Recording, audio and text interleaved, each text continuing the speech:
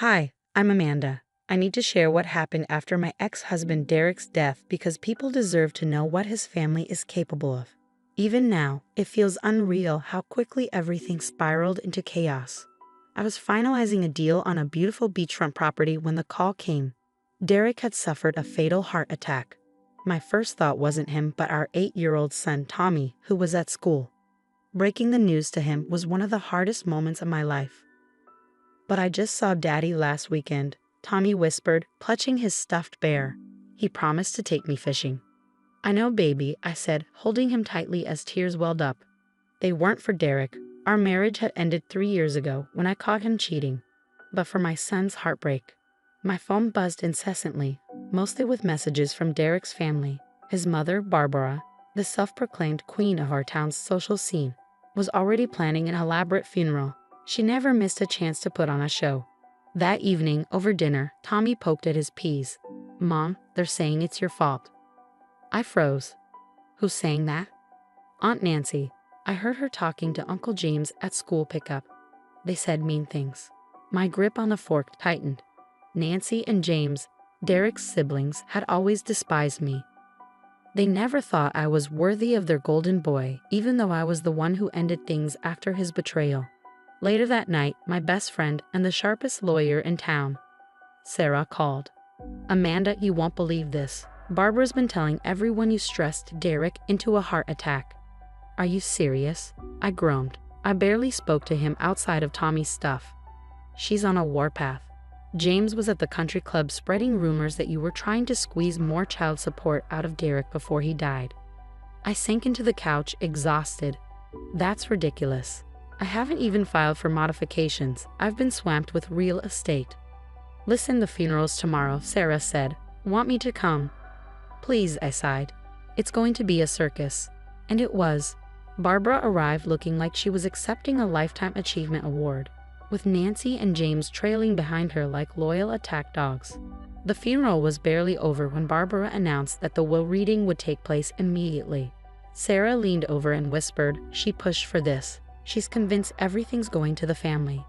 As the lawyer read Derek's will, the room fell silent. As per Mr. Derek Mitchell's final wishes, the majority of his estate, including the family business shares and primary residence, will be held in trust for his son, Thomas Mitchell, until he reaches the age of 25. The silence lasted all of 2 seconds before the room erupted. "This is outrageous." Barbara's face turned scarlet. "He promised the company would stay in the family." "Tommy is family," I said firmly, keeping my voice steady. Nancy shot to her feet, knocking over her chair. "You manipulated him. You made him change it." "Derek made these changes 6 months ago of his own free will," the lawyer said, adjusting his glasses calmly. James jabbed a finger at me, veins bulging in his neck. "She's poisoned everything she's touched since day one. This isn't over, Amanda." The chaos followed me home. Later that afternoon, while finalizing another deal, my phone exploded with notifications.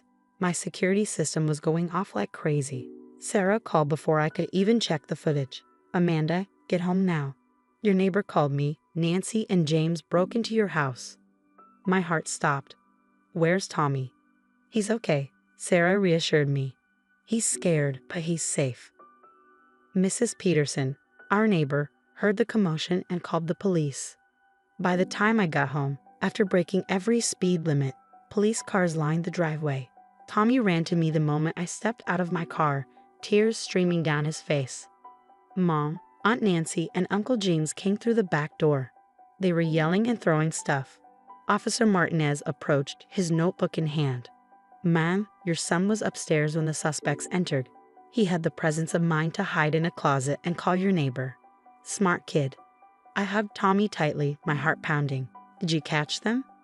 "They fled when they heard the sirens," Martinez explained, motioning to my doorbell camera. "But your footage is clear, and your security system caught them breaking the back door lock." As I reviewed the footage with the officers, Sarah arrived. There they were, Nancy and James, breaking into my home, their actions and words captured in horrifying detail. "Find the will." Nancy hissed on the recording. "Barbara says it has to be here somewhere. Check his room. That brat might have papers in there too." My hands trembled with rage. I want to press charges. Already working on it, Sarah said, placing a firm hand on my shoulder.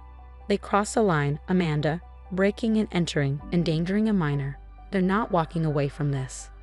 That night, as I held Tommy while he finally fell asleep, my phone buzzed with a text from Barbara. You brought this on yourself. I took a deep breath and called Officer Martinez. Time to show them who they're messing with. The rumors started the next day. Barbara was working overtime, spreading lies about me. My phone stopped ringing at work. Clients canceled appointments, and people whispered when I walked into the grocery store. Sarah stormed into my office, waving her tablet. You need to see this.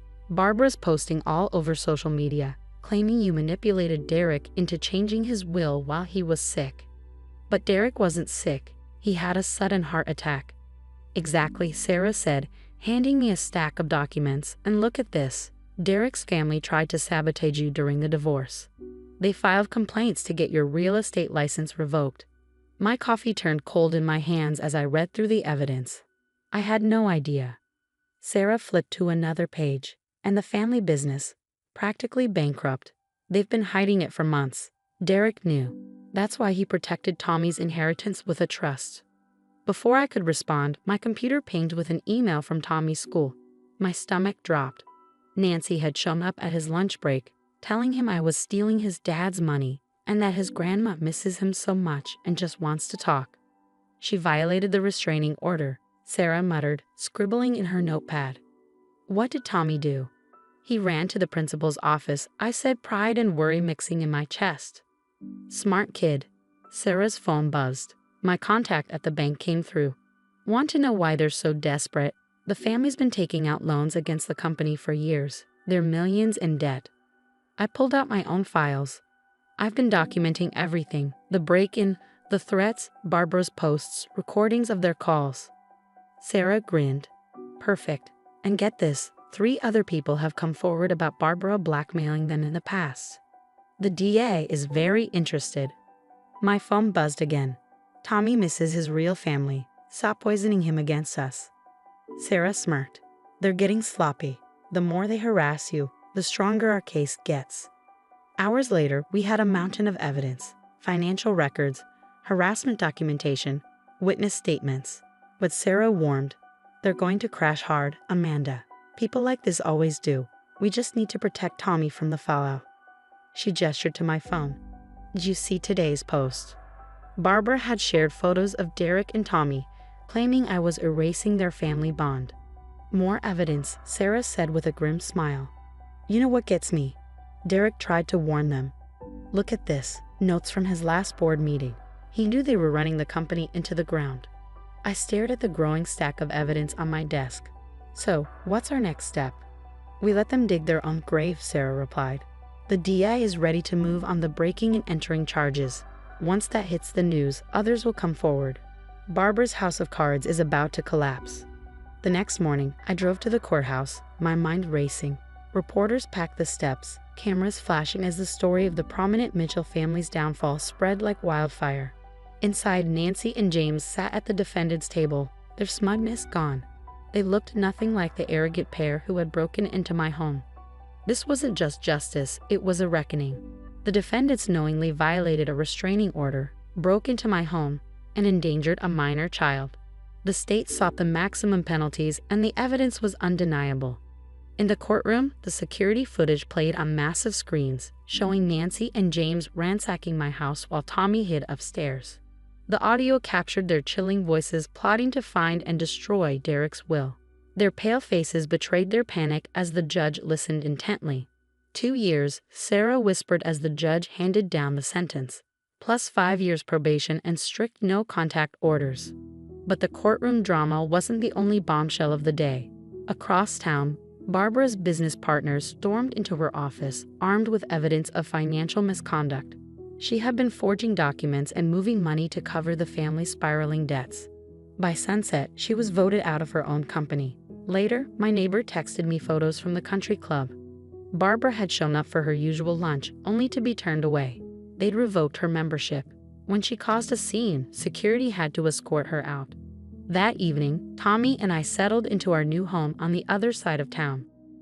The security system was state-of-the-art, and our neighbors knew nothing about the Mitchell scandal. "Mom, is Grandma Barbara going to jail too?" Tommy asked over a slice of pepperoni pizza. "No, honey, but she lost her company and all her friends. Sometimes that's an even worse punishment." "Good," Tommy said firmly. "She was mean to you. Dad wouldn't have liked that." The local news couldn't get enough of the Mitchell family's downfall. Barbara, once the queen of high society, was now a pariah. Her former business partners unearthed years of fraud, and the DA began building a civil case. Meanwhile, Nancy and James were headed to prison.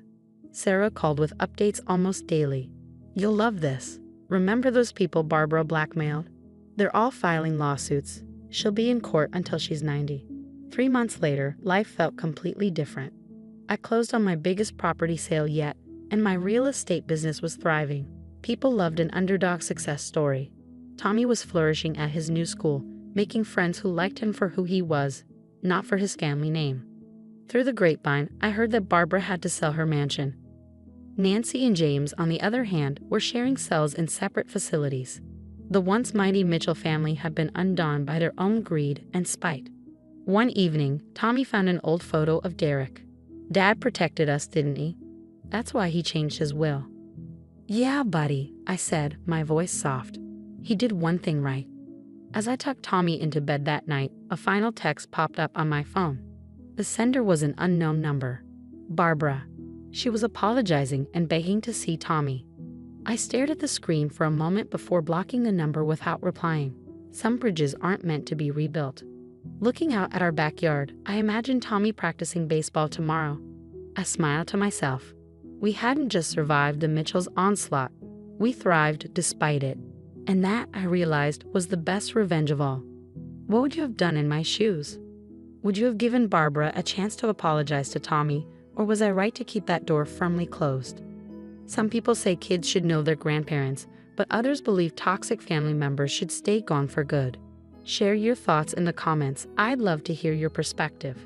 If you enjoyed my story of standing up to manipulation and protecting my son, please like this video and subscribe for more real-life stories that make you think. Sometimes the hardest battles are fought right at home.